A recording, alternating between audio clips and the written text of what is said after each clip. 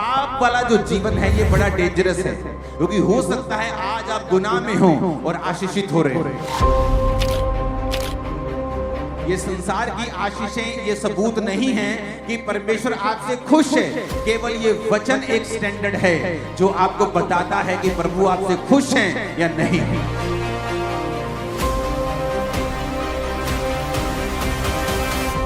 पवित्रता एक गुण नहीं है, ये वेपन है, हथियार है तुम्हारे हाथ।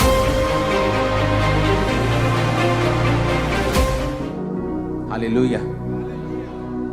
तो जब आप अपना शरीर जो है परमेश्वर को देते हैं और वो आपके शरीर का इस्तेमाल करता है, किस तरह से आप प्रार्थना करना शुरू करते हैं। आपको पता चलता है कि आप एक जीवित चर्च के एक मेंबर हैं, आप उसका एक हिस्सा हैं, और आप जब चर्च में जाते हैं तो उस हिसाब से परमेश्वर आपको प्रार्थना करने के लिए कहता है। और जब आप प्रेयर करना स्टार्ट करते हैं, परमेश्वर आपको बरकत देता है, क्योंकि यही आपके बुलाने का परमेश्वर का मकसद है। अगर आप बुलाए गए हैं तो वचन ये कहता है कि आप परमेश्वर के घर में लगाए जाएंगे, उसके घर में लगाए जाएंगे, रोपे जाएंगे और आपको पानी दिया जाएगा। जब आप परमेश्वर के घर में लगाए जाएंगे तो आपका फल जो है परमेश्वर के घर में आना चाहिए।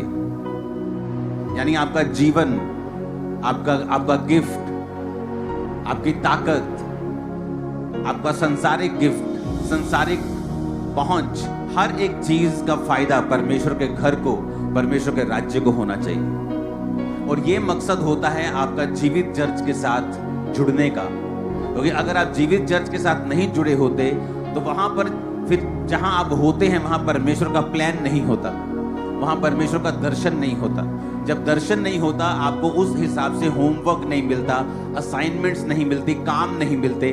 जब आप उस हिसाब से काम नहीं करते हैं तो आप क्रिश्चियन होते हुए भी वैसी बरकत, वैसी परमेश्वर के साथ निकटता को महसूस नहीं करते जैसी एक जीवित चर्च के साथ जुड़ा हुआ व्यक्ति करता है। कितने मेरी बात को समझ रहे हैं? इसीलिए सिर्फ आप जीवित चर्च जा रहे हैं ये इंपॉर्टेंट, सबसे इंपॉर्टेंट नहीं है। अब आप जीवित चर्च में चले गए, ये पहला स्टेप था। अब आपको आगे आना होता है। कोई इवेंजलिस्ट टीम में है, कोई काम कर रहा है, कोई बो रहा है, कोई प्रार्थना कर रहा है, कोई उपवास कर रहा है, और आपको परमेश्वर के कामों को, दर्शनों को जो परमेश्वर अपने दास को देता है या आपको देता है, इस विजन को, मिनिस्ट्री को देता है, उसके हिसाब से प्रार्थना करना, उसके हिसाब से उपवास रखना, उसके हिसाब से बोना, उसके हिसाब से अपने काम करने। अगर आपको कोई गिफ्ट है, आप सीए हैं, आप उस हिसाब से आप काम भी करते हैं, प्रार्थना भी करते हैं, दर्शन के साथ जुड़ते भी हैं, और फिर परमेश्वर आप पर बरकत देता है, क्योंकि फिर आप एक वैल्यूएबल मेंबर होते हैं उसके घर के। एक ऐसी गाड़ी बन जाते हैं जिसे अगर रोज एक ऑनर इस्तेमाल करता है तो वो उसकी टाइम पर सर्विस भी कराता है, वो उसको साफ भी रखता है, वो उसको बचा के भी रखता है। तो आपकी वैल्यू परमेश्वर की निगाहों में उतनी ही है जितना आप उसके राज्य के लिए काम करते हैं। आप उसके राज्य के लिए जितने मूल्यवान हैं, परमेश्वर की निगाह में आपकी वैल्यू भी उतनी ही है। कितने मेरी बात को समझ रहे हैं? इसलिए आपने बहुत बार ये नोटिस किया होगा, जो लोग सेवकाई में होते हैं, इनडायरेक्ट जो ज्यादा सेवकाई में जुड़े होते हैं, आप देखना उनकी लाइफ में हीलिंग, उनकी लाइफ में डिलीवरेंस दूसरे लोगों के मुकाबले कहीं अधिक स्पीड से होती है, कहीं अधिक जल्दी से होती है। दूसरे लोगों के मुकाबले उनकी लाइफ में जो बरकत है वो कहीं अधिक तेजी से और ज्यादा होती है, क्योंकि वो परमेश्वर के राज्य के लिए मूल्यवान होते हैं। कितने मेरी बातों को समझ रहे हैं? अब शैतान जब आपको धोखा देता है, वो आपको धोखा देता है झूठ के द्वारा, क्योंकि जब उसने हवा को भी भरमाया तो उसने झूठ कहा कि अगर ये फल तू खा लेगी तो ये फल खाने से तेरी आंखें खुल जाएंगी और तू परमेश्वर के तुल्य हो जाएगी। जबकि हवा ये भूल गई कि वो तो पहले से ही परमेश्वर के तुल्य बनाई गई है, तो उसे सिर्फ अच्छा देखना है, क्योंकि परमेश्वर ने सब कुछ अच्छा बनाया, उसे बुराई क्यों देखनी है? बुरे या भले के लिए उसकी आंखें वो क्यों खोले? लेकिन शैतान ने, बाइबल कहती है, उसे भरमाया, हवा ने वो फल खाया और अपने पति को भी खाने को दिया और वो गिर गए, बाइबल कहती है। उसके बाद कर्स आए। इमेजिन करो, आपका हार्ट, आपकी किडनी कितने हजार साल चलने के लिए बनाई गई थी। आज जो 40-40 साल, 30-30 साल में लोगों को हार्ट अटैक आ रहे हैं, 50 साल में अपने आप को बूढ़ा मान रहे लोग, लेकिन आपको ऐसे नहीं बनाया गया था। इमेजिन करो, आदम की उम्र अगर वो 930 साल उसकी उम्र रही होगी, तो गिरने के बाद 900 साल की उम्र है उसकी। देखो, जब वो गिर गया पाप में, इमेजिन करो अगर वो पाप में नहीं गिरता तो कितने हजार साल उसकी उम्र परमेश्वर ने बनाई होगी। शायद 5000 साल, 10,000 साल, मैं नहीं जानता कितनी, लेकिन इमेजिन करो अगर गिरे हुए की उम्र 900 साल थी तो जागे हुए की और जीवित की उम्र कितनी होती। इमेजिन करो आपका हार्ट, आपकी किडनी 900 साल, हजार साल, तो कम से कम गिरे हुए व्यक्ति की बात कर रहा हूं। इमेजिन करो 2000, 2500, 3000 साल चलने के लिए आपके हार्ट को बनाया गया था। आज कोई बिल्डिंग देख लो, 200 साल नहीं निकलते किसी बिल्डिंग के। आप दुनिया का सबसे महंगा प्लेन भी आज ले लोगे 600 करोड़ 700 करोड़ का, 20 साल बाद वो भी पुराना लगने लग जाता है, सिर्फ 20 साल में। तो इमेजिन करो आप कितनी आपकी वर्थ है कि आप इतने सालों के हो जाते हैं और आपका हार्ट वैसे ही काम करता है, किडनीज वैसे ही काम करती हैं, सब चीजें वैसी ही काम करती हैं। कितना स्ट्रॉन्ग मैकेनिज्म है जो परमेश्वर ने बनाया। इसलिए बाइबल कहती है बुद्धि परमेश्वर से निकली। दुनिया का सबसे बड़ा कंप्यूटर किसने बनाया? इसी बुद्धि ने, इसी इंसान ने बनाया। अगर वो मंगल पे भी जा रहा है तो किसकी वजह से? उसी बुद्धि की वजह से जो परमेश्वर ने दी है, उसी दिमाग की वजह से। तो इमेजिन करो परमेश्वर ने कितना शानदार आदम को बनाया था। लेकिन वचन कहता है आदम का बेटा हाबिल, आदम का बेटा कैन, दोनों एक दूसरे, जो हाबिल था वो उसकी भेंट ग्रहण हुई क्योंकि वो परमेश्वर के सामने धर्मी था। कैन की भेंट ग्रहण नहीं हुई क्योंकि वो करप्ट था। कैन ने हाबिल को मार दिया, मर्डर हो गया क्योंकि वो ब्लड का पाप जो था, जो आदम और हवा के कारण उनके वंश में गया, वो पापी ब्लड से ही थे और मर्डर किया। और उसके बाद उसको वहां से भागना पड़ा।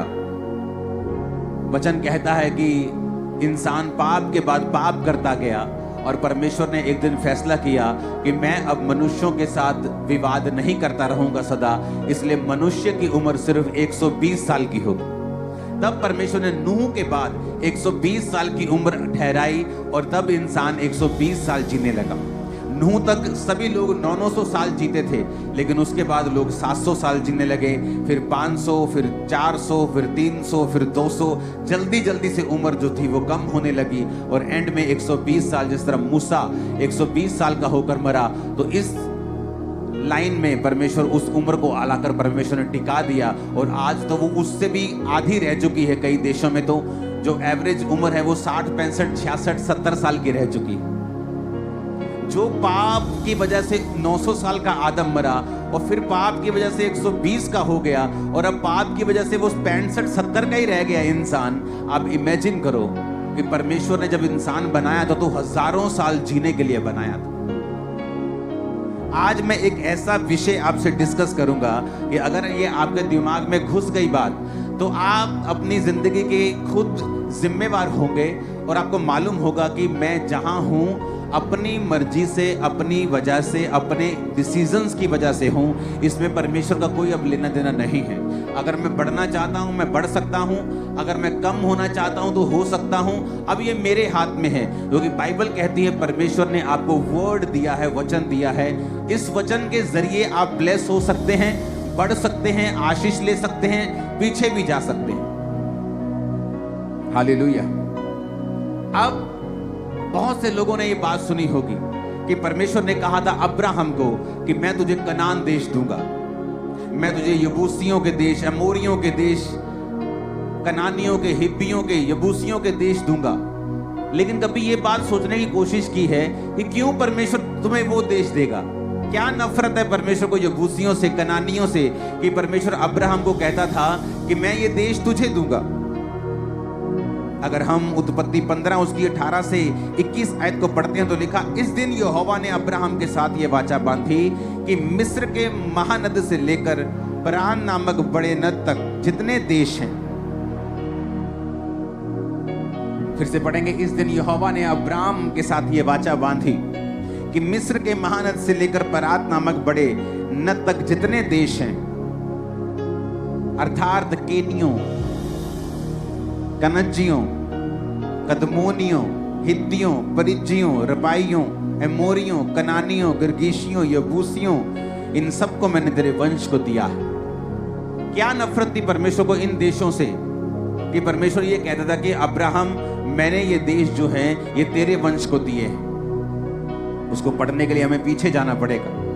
वचन कहता है कि जब नूह, उसकी पत्नी, उसके 3 बेटे और उसकी 3 बेटे की वाइफ्स, 3 बहुएं, सिर्फ वही रह गई थी। बाकी सब लोग जल प्रलय में मर गए जब पाप पृथ्वी पर बढ़ गया था। और वचन कहता है 1 साल के तकरीबन वो नूह की जो किश्ती थी वो उस किश्ती के अंदर रहे। अमेरिका में उस नूह की किश्ती की एक नकल बनाई है पूरी तरह से, कितनी वो लंबी थी, कितनी ऊंची थी। अब मैं अमेरिका में जाऊंगा इस साल, तो मैं वहां पे जरूर जाने वाला हूं देखने के लिए। तो जब वो 1 साल उस किश्ती में रहे और किश्ती से जब बाहर आए तो सिर्फ 8 जन इस पृथ्वी के ऊपर थे। नूह था, उसकी वाइफ थी, 3 बेटे थे और उसकी 3 पत्नियां यानी बहुएं, टोटल 8 जन थे। और वचन कहता है कि नूह के एक बेटे ने नूह को नंगा देखा, क्योंकि नूह शराब पी के जब मदहोश हुआ तो उसको नंगा देखा। और जब 2 बाकी बेटों को उसने बताया कि पिता अंदर नंगा लेटा है, तो बाकी 2 जन अपनी पीठ फेर कर गए और नूह के नंगेपन को ना देखकर उसे लपेट दिया और नूह को ढक दिया। ये स्टोरी आपको मालूम है। उसके बाद परमेश्वर का श्राप उस बच्चे पे आया जिसने नंगा देखा था, वो था हाम। और नूह ने कहा, कनान जो था हाम का बेटा, ये भाई बंधुओं के दासों का दास हो। यानी परमेश्वर ने हाम के वंश को श्रापित कर दिया और नीचा कर दिया। अगर आप ध्यान से बाइबल पढ़ें तो जब याकूब अपने 12 बेटों को आशीष देने लगा तो उनके पास्ट में की गए सब कामों के हिसाब से परमेश्वर ने उनको आशीषित किया। याकूब कहता, रूबेन तू मेरा पहला फल है, तू पहलोठा है। पहलोठे को डबल प्रॉपर्टी मिलती थी।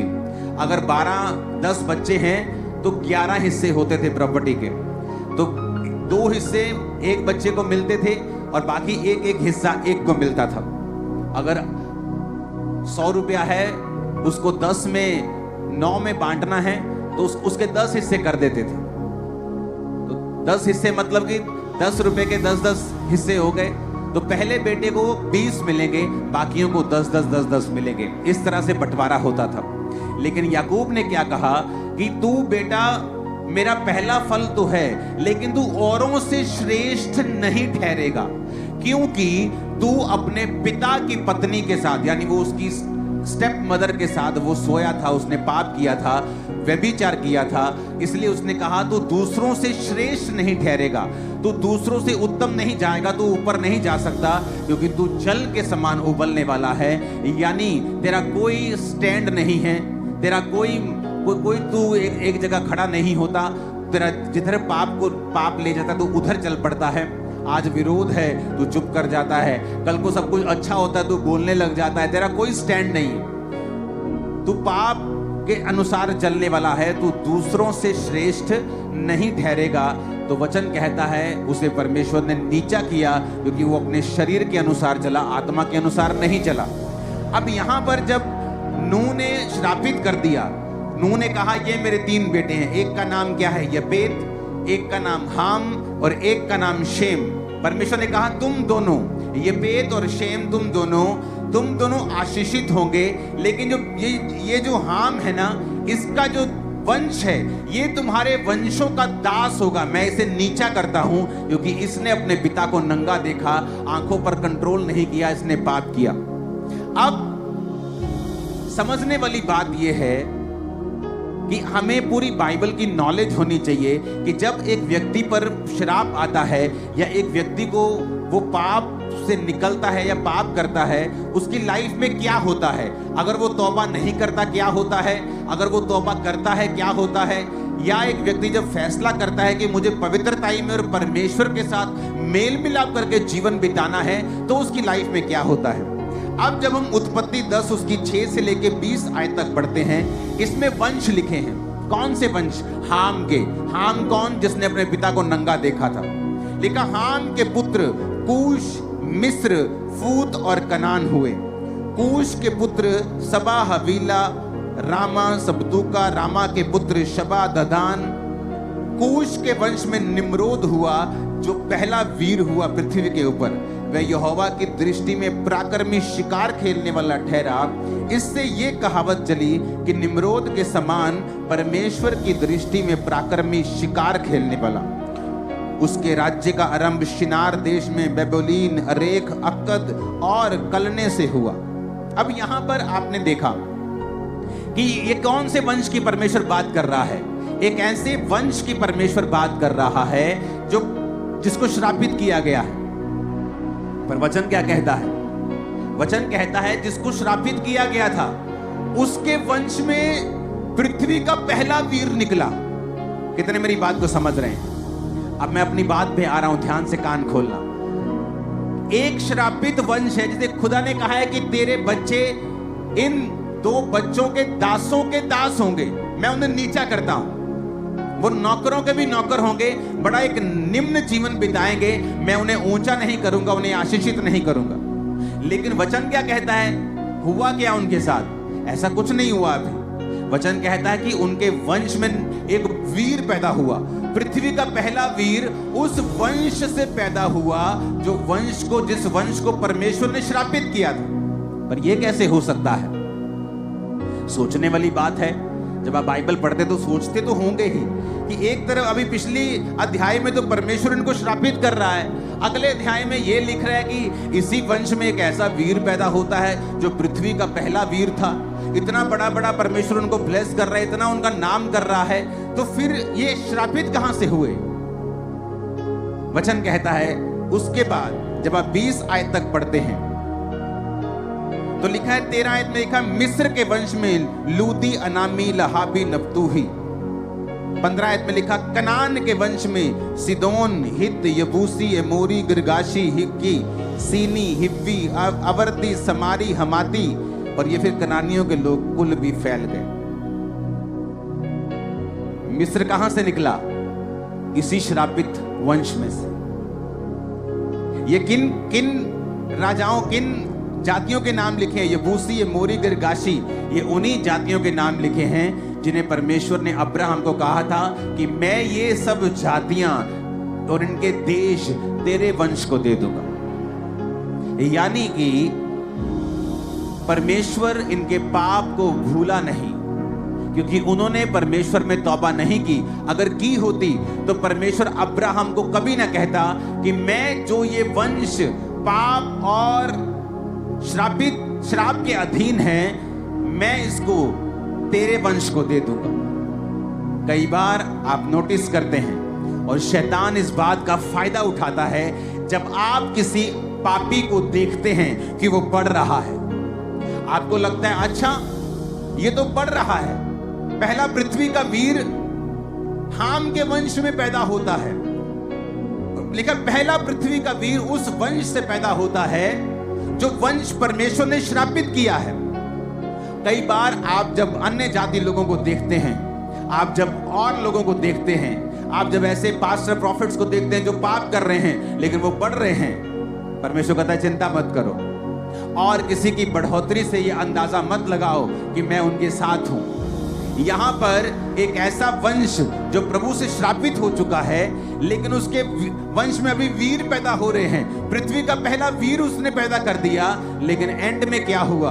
वो सारे वंश अब्राहम के वंश को दे दिए गए और उन सबों ने इजरायली लोगों की, यानी उस वंश की जिसे परमेश्वर ने ब्लेस किया था, उनकी गुलामी की।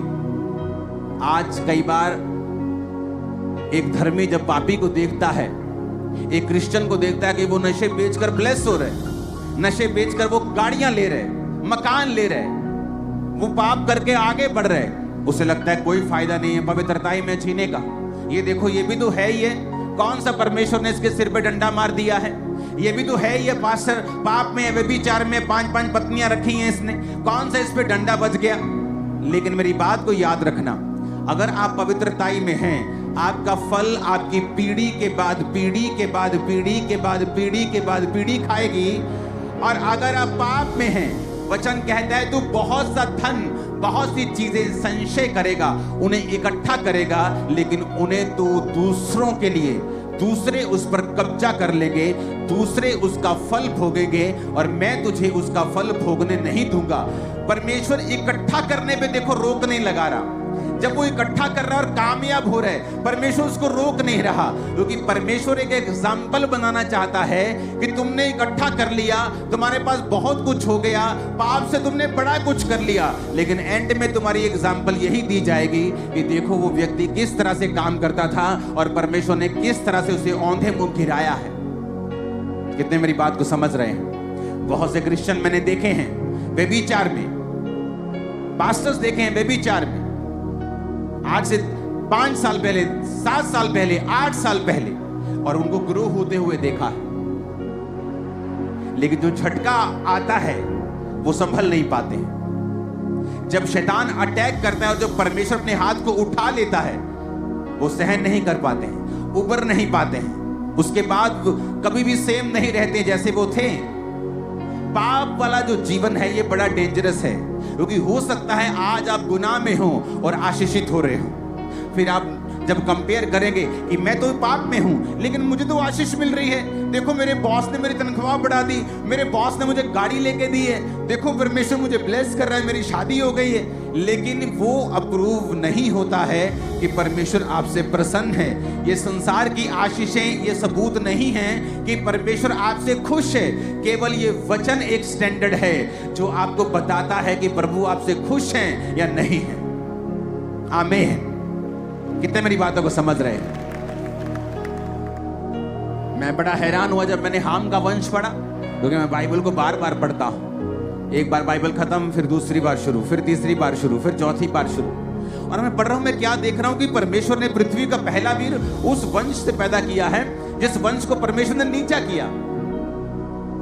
लेकिन वो कब हुआ? वो समय आने पर सारा कुछ हुआ। बाइबल कहती है परमेश्वर धीरजवंत है। पाप करने, क्रोध करने में जो पाप करते हैं उन पर क्रोध करने में परमेश्वर विलंब करता है। वो चाहता है कि ये मन को फिरा ले।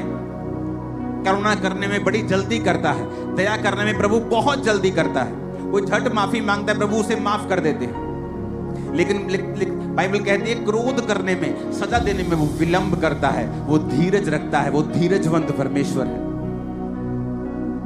आज आपको ये फैसला लेना है, क्योंकि जब आप पाप का जीवन जीते हैं तो इसका मतलब ये नहीं कि मुसीबतें अभी आपकी लाइफ पर आएगी, लेकिन आप एक ऐसी डायरेक्शन पर चल पड़े हो जिसका एंड 100% रॉन्ग, 100% रोने वाला और 100% फ्रूटलेस होगा, और उसका एंड बहुत भयानक होगा। लेकिन आज जो लोग पवित्रताई में जीवन जी रहे हैं, उन्हें लगता है कि पवित्रताई में जीने का क्या फायदा है, पवित्रताई में जीने का कोई फायदा नहीं। लेकिन जब साल बीतते जाते हैं, महीने बीतते जाते हैं, और जो रिजल्ट फिर आपके लाइफ में आता है, मैं आपको बोल रहा हूं, जितने दिन यहाँ बैठे हैं, आपके वंश, आपकी पीढ़ी दर पीढ़ी आपके पवित्रताई के सामर्थ्य को देखेगी और एक बड़ा रिजल्ट उनकी जिंदगी में होगा। आमीन। मेरे को ऊंचे वाला और खतरनाक वाला चाहिए चर्च। हालेलुया। ऊंची आवाज में हालेलुया बोलो जरा। और आप देखो कहां से निकला मिस्र? इसी हामवे से। कौन सा मिस्र? जिसने इजराइल को तंग किया। बाइबल कहती है आज भी शरीर से जन्मा हुआ आत्मा के जन्मे हुओं को सताता है। आप दो सगे भाई भी क्यों ना हो, और अगर एक शरीर से जन्मा है, यानी आपका वो भाई जो परमेश्वर से अभी तक नहीं जन्मा, आप जो आत्मा से जन्मे हैं, यानी आपका नया जन्म हो चुका है, आपने बपतिस्मा ले लिया रूह के द्वारा, पवित्र आत्मा के द्वारा आप जन्मे हैं, तो लिखा आज भी शरीर का जन्मा आत्मा के जन्मे हुए को सताता है। वो सगे भाई क्यों ना हो, लेकिन वो सताते हैं एक दूसरे को यीशु मसीह के नाम के कारण। कहां से निकला मिस्र? तब तो दुनिया में कोई जाति नहीं थी। वचन कहता है कि ये सारे बच्चे जो हाम के थे, यपेत के थे, शेम के थे, ये सारे बच्चे अपने अपने नामों के अनुसार अपने अपने देशों को उन्होंने बसा लिया। यबूसी कौन था? एक बेटा था, पूरा यबूसी देश उसने बसाया। एमोरी कौन था? एक बेटा था, पूरा एमोरी देश उसने बसाया। और इसलिए परमेश्वर ने कहा था अब्राहम को कि मैं ये अमोरियों का ये सब देश तेरे वंश को दूंगा। क्यों? क्योंकि वो अब्राहम उस बेटे की संतान थी जिसको परमेश्वर ने ब्लेस किया था, जिसने अपने बाप को नंगा नहीं देखा था। और परमेश्वर ने कहा ये जो पापियों का वंश है, मैं ये सारे देश, इनके देश मैं तेरे वंश को दे दूंगा। आज पाप में जीवन बिताना बड़ा आसान है, किसी को मालूम नहीं होगा कि आप अंदर घुस के क्या कर रहे हैं, लेकिन इसका मतलब ये नहीं तभी गुनाह का रिजल्ट आएगा या तभी आप डाउन होंगे, इसका मतलब ये नहीं है।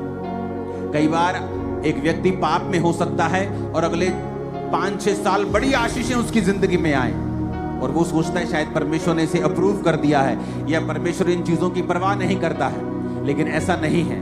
वचन आसमान में, बाइबल कहती है, ताया हुआ वचन सिद्ध किया हुआ है। जो वचन कहता है कि वो होगा तो वो होगा ही होगा। इसीलिए जब आप स्वर्गदूतों को देखते हैं बाइबल में, वो कह रहे होते हैं पवित्र पवित्र पवित्र सेनाओं का यहोवा। इसलिए आप जब बाइबल पढ़ते हैं आपको मालूम होता है परमेश्वर कहता है कोई भी पवित्रताई के बिना परमेश्वर को देख नहीं सकता। अगर आपकी लाइफ में बड़े से बड़ा बंधन है, ऐसा बड़ा बॉन्डेज है, चाहे वो पैसों का हो, कर्जे का हो, बीमारी का हो, तकलीफ का हो, फैमिली कर्स हो, डाइवोर्स हो, एनीथिंग, डिप्रेशन हो, मैं आपको बताता हूं परमेश्वर की आत्मा ने, उसके पवित्र आत्मा ने मुझे तरीका बताया था कि तेरी जिंदगी में जितना भी बड़ा बंधन क्यों ना हो, चाहे मेडिकल साइंस में उसका इलाज ना हो, चाहे कोई कुछ भी क्यों ना हो, केवल अगर तू पवित्रताई में रहे, मैं तेरे बड़े से बड़े बंधन को तोड़ दूंगा।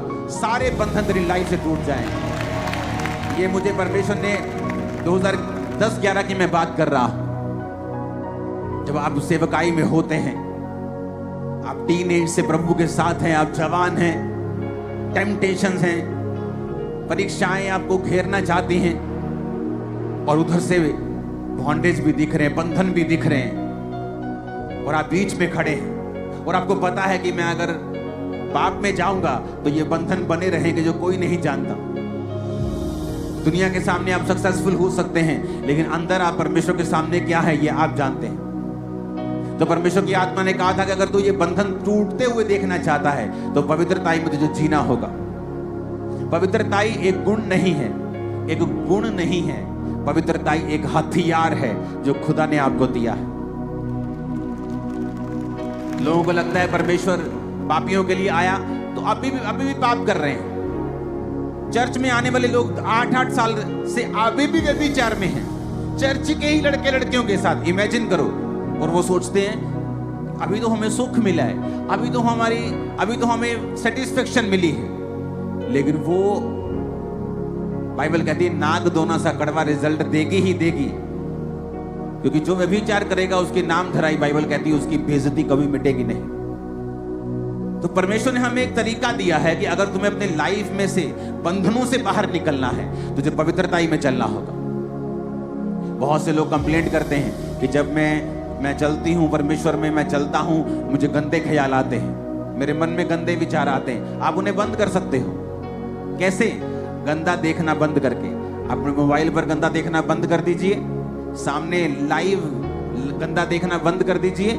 शैतान के अटैक आप पर कम होते होते पूरी तरह से बंद हो जाएंगे, आप इस चीज से पूरी तरह से फ्री हो जाएंगे। और जब आप व्यभिचार से, पाप से, इस गंदगी से और पाप के विचारों से, चोरी से, ये सारी चीजों से फ्री हो गए, तब आपकी लाइफ एक ऐसी तरह से सेटल हो जाएगी कि आपकी लाइफ में सामने बड़ा पहाड़ भी क्यों ना हो, मैं आपको बता रहा हूं परमेश्वर खंड खंड टुकड़े टुकड़े उसके कर देगा। मेरी लाइफ, ये नोट कर लो, मेरी लाइफ की टेस्टिमनी है, खत्म कर देगा परमेश्वर उसको।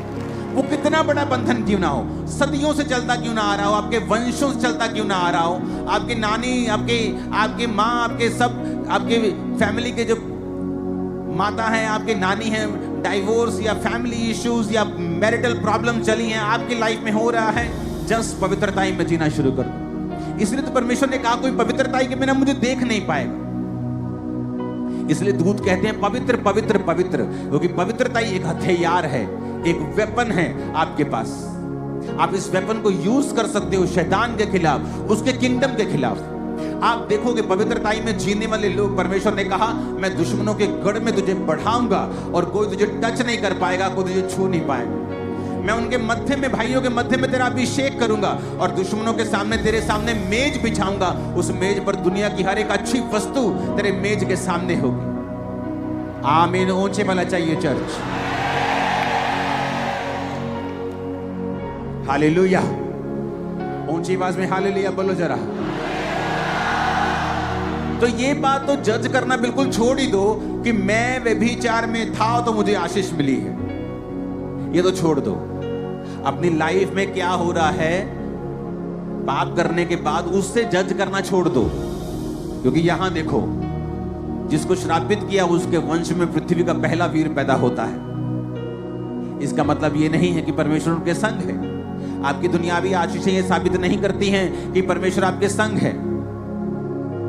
हमें वचन साबित करता है, अगर वचन में हम सही हैं, कि प्रभु हमारे संग है या नहीं है। हालेलुया। तो हमें ये बात समझनी पड़ेगी और हमें ये देखना पड़ेगा। आप तैयार हैं पवित्रताई में चलने के लिए, परमेश्वर के साथ साथ संग संग चलने के लिए? शैतान आपको, जिस तरह उसने हवा को धोखा दिया, वो आपको धोखा देता है। वो भी तो कर रहा है, तेरे को क्या प्रॉब्लम है? वो भी तो ऐसे ही चल रहा है, तेरे को क्या प्रॉब्लम है? दाऊद को वो बोलता होगा तेरे भाई भी तो पाप करते हैं, राजा की सेना में देख कितनी अच्छी पोस्ट पे हैं। सब आते हैं, सब सूबेदार जी करके बात करते हैं, सब थानेदार जी करके बात करते हैं, पाप में है। देख तू देख धर्मी बना फिरता है, कभी भेड़ चराता है, कभी गाय चराता है, सारा दिन धूप में पाले में रहता है। तेरे पास क्या है? देख वो पाप करते हैं लेकिन फिर भी कितना आनंद में जीते हैं। लेकिन उनको ये मालूम नहीं था कि परमेश्वर ने उनको परखा और फेल पाया, और दाऊद को परखा और पास पाया, और उस देश का राजा बना दिया जिस देश का वो चरवाहा था। शैतान आपको थोड़ा दिखाकर बड़ा ले लेता है, छोटा दिखाकर बहुत बड़ी चीज ले लेता है, क्योंकि परमेश्वर के पास वही है जो आपके लिए बेस्ट है, और वो इतना बड़ा है जितना आप सोच भी नहीं सकते। दाऊद को मालूम थोड़ी था वो उस देश का राजा होगा, उसको कभी सपने में मालूम नहीं था ये बात, लेकिन उसे ये मालूम था कि चाहे मेरे भाई पाप करके भी अच्छी पोस्ट पे हैं, लेकिन मैं अगर पवित्रताई में जीकर भी छोटी पोस्ट पे हूं तो मुझे इसी पोस्ट में परमेश्वर के साथ रहना है और उसको प्रसन्न करना है। एक बार इतनी जोर का हालेलुया बोलो, शैतान के कान हिला देना। ऊंची आवाज से हालेलुया।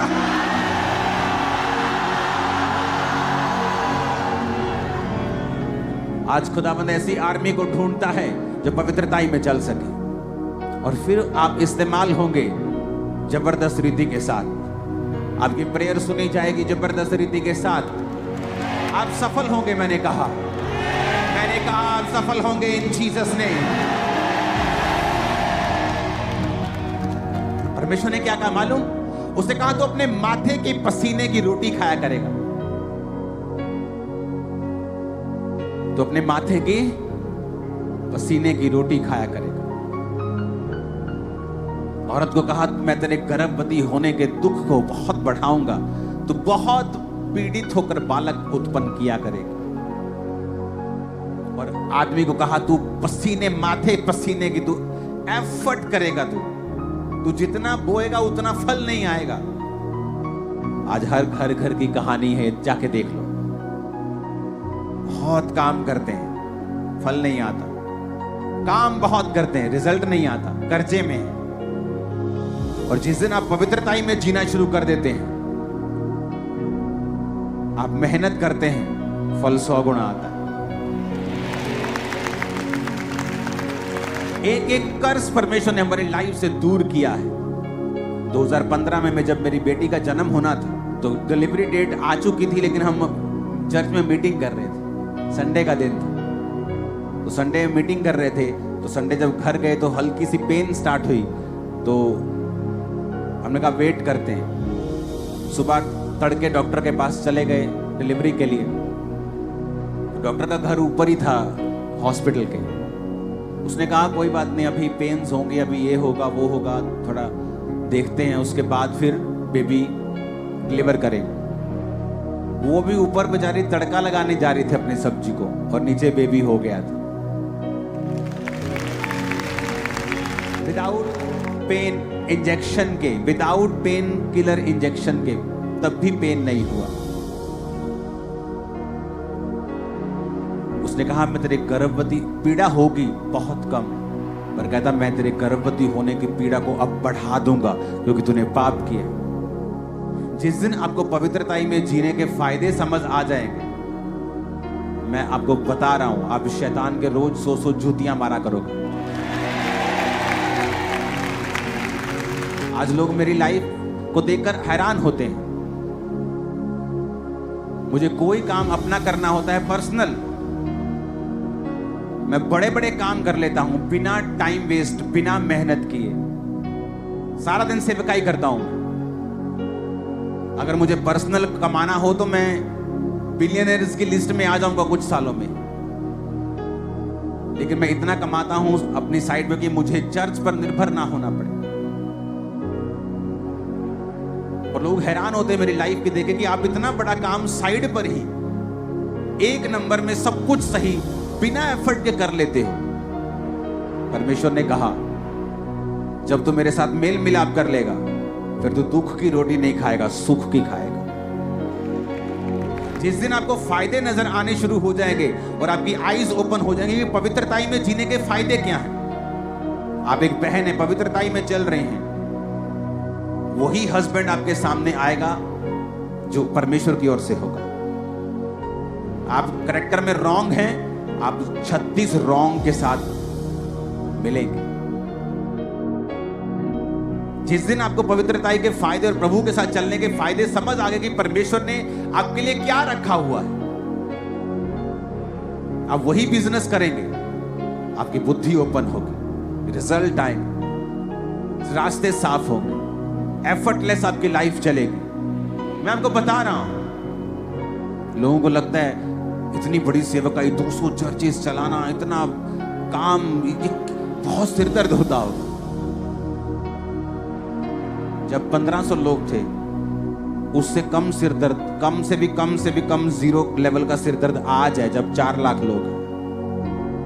मैं सच कह रहा हूं। क्या हम काम नहीं करते हैं? उससे काम तो उससे ज्यादा है, कोई शक नहीं, मेहनत उससे ज्यादा है, लेकिन वो वाली मेहनत नहीं, स्ट्रेस वाली मेहनत नहीं। आप काम करें, काम करने को इंसान बना है, आप बिजी रहते हैं, अच्छे रहते हैं, लेकिन कितने मेरी बात को समझ रहे हैं? तो जब आपको यह समझ आना शुरू होता है कि परमेश्वर ने आपके लिए जीने का एक तरीका ठहराया है और उस तरीके के अनुसार जब आप चलते हैं, आप अपनी लाइफ के चारों तरफ से ब्लेस होते हैं। आपके बच्चे, आपकी लाइफ, वाइफ, हस्बैंड, आपका बिजनेस, फाइनेंस, सेवकाई, जो कुछ भी है वो परमेश्वर के कंट्रोल में, हद में रहती है और वो आपको सुख देती है। बहुत से लोग हैं जो बड़ी सेवकाइयां करते हैं, लेकिन उनकी पर्सनल लाइफ जाके देखो, उनका घर कचरा हो चुका है। 10 बार वाइफ से रोज लड़ाई होती होगी। उस सेवकाई को मेंटेन करने के लिए 10 जगह चक्कर लगाने पड़ते हैं, क्योंकि पवित्रताई में जब जीवन नहीं है तब आप अपने एफर्ट से, अपनी ताकत से आपको चलाना पड़ता है। लेकिन कब तक चलाएंगे अपने एफर्ट से? बाइबल कहती न बल से, न शक्ति से, बल्कि उसकी आत्मा के द्वारा। बहुत से लोगों ने ये टेस्टिमनी सेम दी है।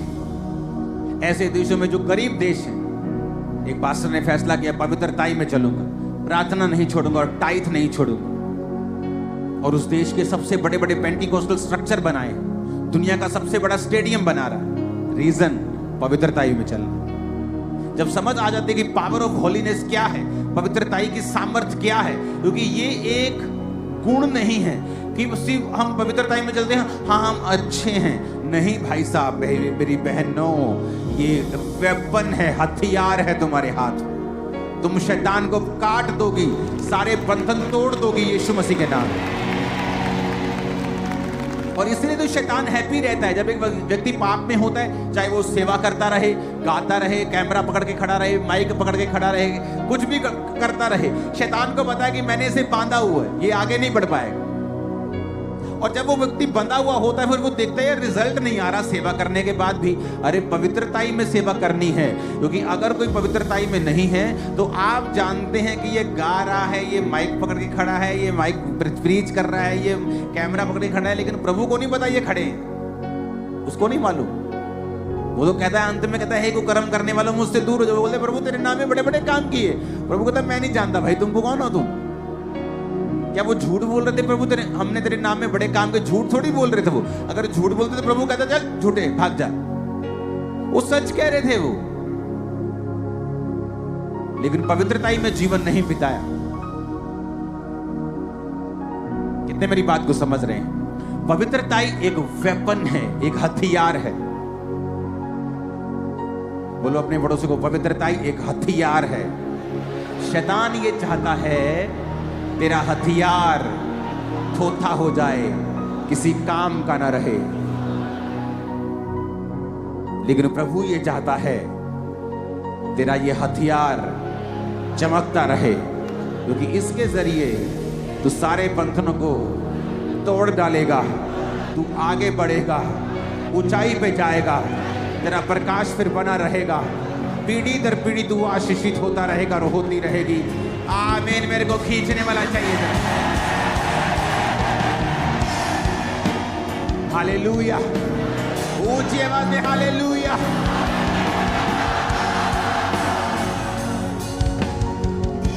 आमीन। आप मेरी बात को समझ रहे हैं कि नहीं? यही परमेश्वर की मर्जी है आपकी लाइफ में। लाइफ फिर सेम नहीं रहेगी। आप चुगली करते हैं, पवित्रता ही खराब होती है। आप किसी के साथ वैर विरोध रखते हैं, आपकी पवित्रता ही खराब होती है। आपको जो परमेश्वर कहता है उसे बोल दीजिए, पर दिल में वैर रखना, किसी का बुरा चाहना, उसके लिए प्लान करना कभी मत कीजिए। कितने इन बातों को समझ रहे हैं? मोस्टली इंटरनेट, आप देखो शैतान किस तरह से काम करता है। आप इंटरनेट खोल के चलो बैठ जाओ, फेसबुक इंस्टा खोल लो, आपको 90% जोक्स हस्बैंड और वाइफ के जो आएंगे हमेशा डफर किस्म के आएंगे। हस्बैंड और वाइफ की सहभागिता को कमजोर करने वाले होंगे, या वाइफ को उसमें मूर्ख दिखाया जाएगा या हस्बैंड को मूर्ख दिखाया जाएगा। कितने मेरी बात को समझ रहे हैं? वाइफ की कमियां दिखाई जाएंगी, चाहे वो कॉमेडी कर रहे हैं, लेकिन आपकी स्पिरिट में एक मैसेज जाता है। जब स्पिरिट में एक मैसेज चला जाता है तो फिर आप बाहर ढूंढना शुरू करते हैं और वहां पर आप मिस कर जाते हैं मार्क, एक स्टैंडर्ड जो परमेश्वर ने आपकी लाइफ के लिए ठहराया है। कितने मेरी बातों को समझ रहे हैं? इसलिए वचन कहता है कि हस्बैंड और वाइफ का मसला वो आपस में सॉर्ट आउट करें। ऐसा ना हो उनकी प्रार्थनाएं रुक जाएं, क्योंकि वो अब दो तन नहीं, दो जन नहीं, वो एक जन है। इसलिए बाइबल कहती है मनुष्य अपने माता पिता से अलग रहेगा और पत्नी के साथ मिला रहेगा। फैमिलीज को भी चाहिए कि वो पति पत्नी का स्थान सबसे ऊपर है, उसके बाद माता और पिता का स्थान आता है। मैं सच कह रहा हूं। माता और पिता की इज्जत ना करना यानी अपनी लंबी उम्र को लात मारना, और पत्नी इस काम में पति का सहयोग करे कि वो अपने माता पिता की इज्जत कर सके। इसलिए लोग जब चर्च में आते हैं, लाइफ में जब वचन को सुनते हैं, उनको सब तरफ से परमेश्वर जब बताता है कि उन्हें क्या करना है, ऑटोमेटिकली लाइफ पवित्रताई में चलनी स्टार्ट होती है। और जब हथियार आपके पास आ जाता है, बंधन सारे टूट जाते हैं। और ऐसा ही होगा। आमीन। ऊंचा चाहिए चर्च।